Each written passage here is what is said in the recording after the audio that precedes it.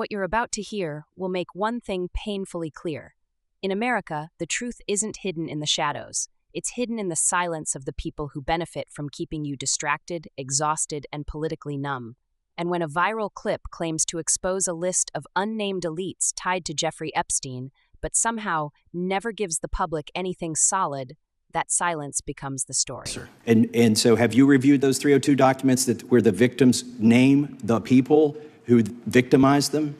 If I personally know, but the FBI has. So how can you sit here and in front of the Senate and say there are no names? I said I named one today. I said we are not in the practice at the Department of Justice FBI of releasing victims' names. That is not what we do. We are also not in the habit of releasing incredible information. That's not what we do. But multiple authorities have looked at the entirety of what we have. Okay, I got to move on here. Were you present when the Welcome back to True Liberty. Before we dig into this, I want to ask you something directly. Why do stories like this keep resurfacing decade after decade, yet nothing ever changes? Why do we get hints, suggestive fragments, dramatic confrontations in Congress, but never the transparency victims deserve?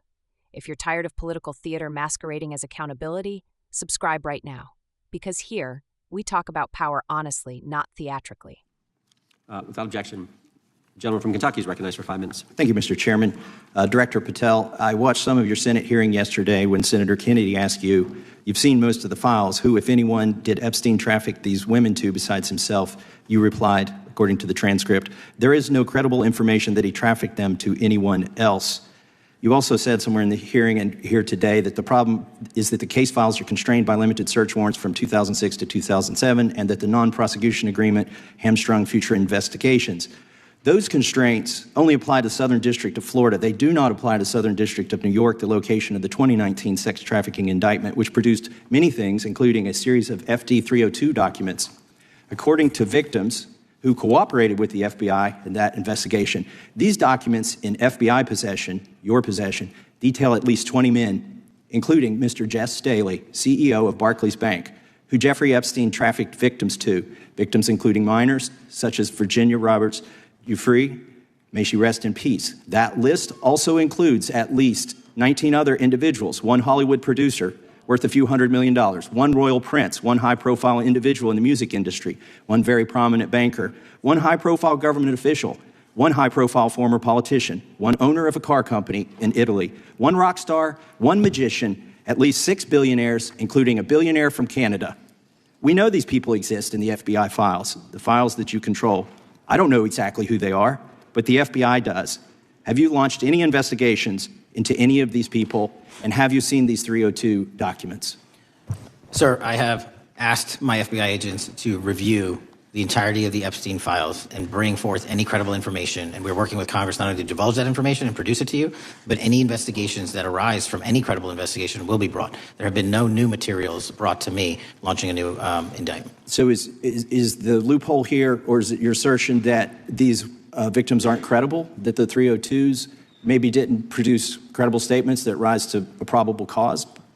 It's not my assertion, sir. It's the assertion of two different United States attorneys' offices from 3 separate administrations who investigated those same materials in lifetime. Are the 302 documents in the FBI's possession?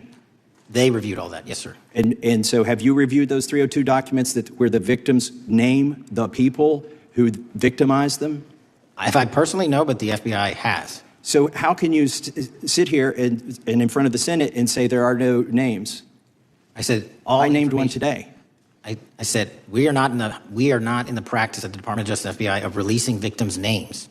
That is not what we do. We are also not in the habit of releasing incredible information. That's not what we do. But multiple authorities have looked at the entirety of what we have. Okay, I got to move on here. Were you present when the AG had the White House event when she released the binders to social media influencers? I was, yes.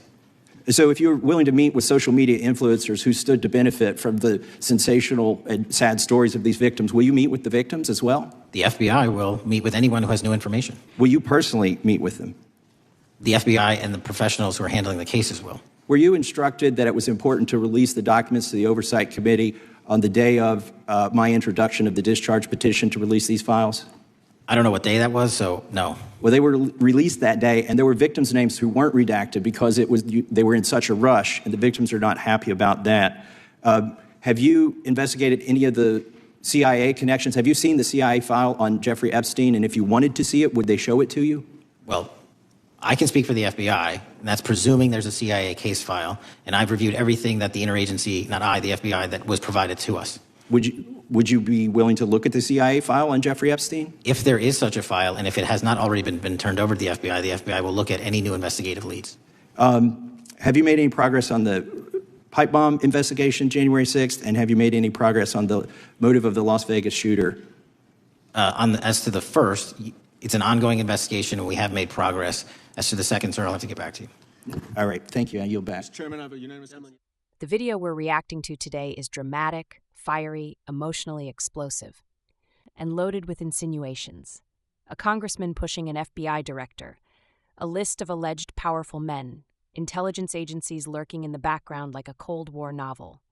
The rhetoric is intense, but intensity isn't the same thing as truth, and passion isn't the same thing as proof.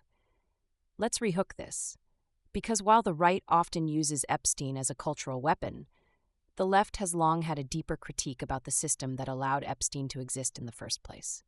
The critique isn't about one man or one list. It's about the architecture of unaccountable power. And if you watch this hearing without grounding yourself in that bigger story, you get swept into the drama instead of the reality. Here's what stands out. In the video, powerful claims are made about what the FBI allegedly possesses. Victims allegedly naming prominent individuals, lists of unnamed billionaires, unnamed politicians, unnamed celebrities. But notice something. None of those names are actually revealed. None of the claims are independently verified. And the congressman asking the questions isn't pushing for systemic reform. He's performing outrage at an institution he politically benefits from attacking. Now let's be clear.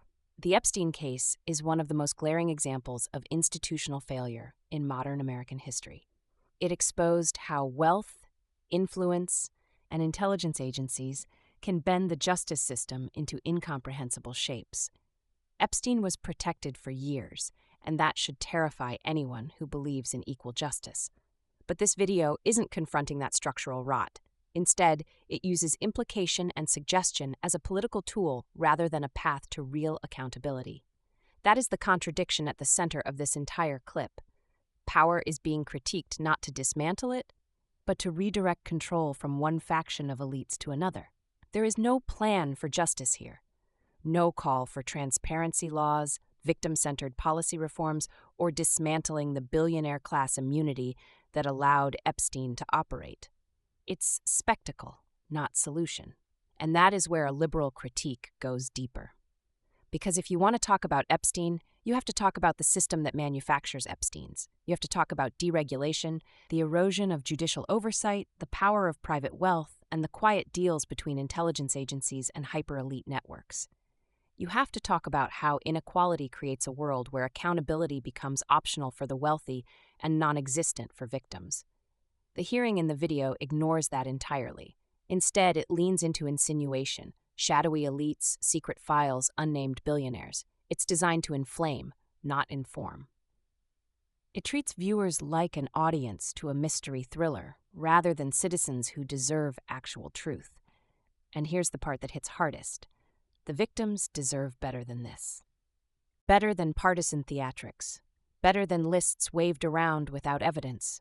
Better than intelligence agencies hiding behind undisclosed files. Better than a justice system that protects the powerful and demands the powerless prove their own credibility over and over again. If we want real justice, we don't need more dramatic confrontations in hearings. We need mandatory transparency laws for federal investigations involving public officials. We need independent oversight boards with subpoena power. We need the abolition of secret non-prosecution agreements. We need legislation that forces sunlight onto the intersections of intelligence agencies, billionaires, and sexual exploitation networks. Justice is not a performance. It's a policy. So yes, the video is dramatic. Yes, it's gripping. Yes, it raises legitimate questions about the role of intelligence agencies and the failure of the FBI. But without context, without precision, without evidence, it becomes another piece of content that feeds outrage rather than dismantling the machine that made Epstein possible. If you're watching this because you want the truth, not the theatrics, then subscribe to True Liberty, because we're going to keep digging into the real story behind how power works in America and what it will take to finally break its grip.